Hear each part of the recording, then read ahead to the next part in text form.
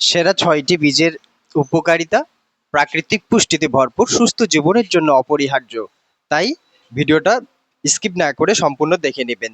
Chia seed প্রথমে আলোচনা করছি। ওমেগা 3 সমৃদ্ধ, যা হৃদযন্ত্রের জন্য উপকারী, হজম শক্তি বাড়ায় এবং কোষ্ঠকাঠিন্য দূর করে, ওজন কমাতে সাহায্য করে, রক্তে শর্করার মাত্রা নিয়ন্ত্রণে রাখে।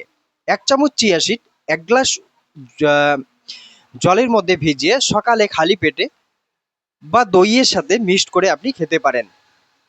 দ্বিতীয় নম্বর হচ্ছে ফ্ল্যাক্সিড বা তিসি।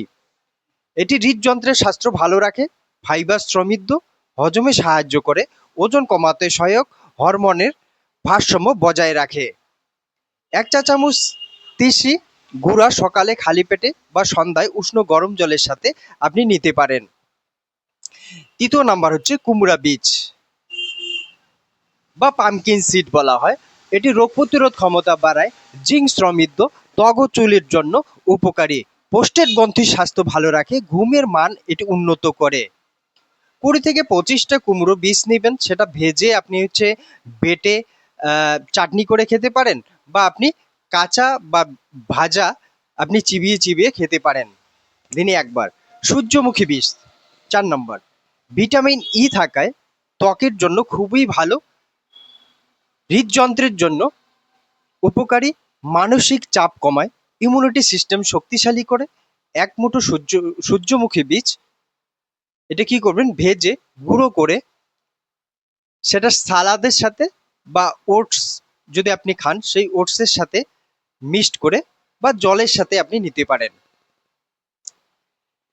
5 নাম্বার হচ্ছে তিল, হাড় মজবুত করে, ক্যালসিয়াম সমৃদ্ধ, রক্তচাপ নিয়ন্ত্রণে সাহায্য করে, অ্যান্টিঅক্সিডেন্ট সমৃদ্ধ, আপনার চুল ও ত্বকের জন্য খুবই উপকারী। 1 চা চামচ তিল হালকা ভেজে ভাত বা সবজি বা সালাদে মিশিয়ে আপনি খেতে পারেন। 6 নম্বর হচ্ছে হেম্প বীজ।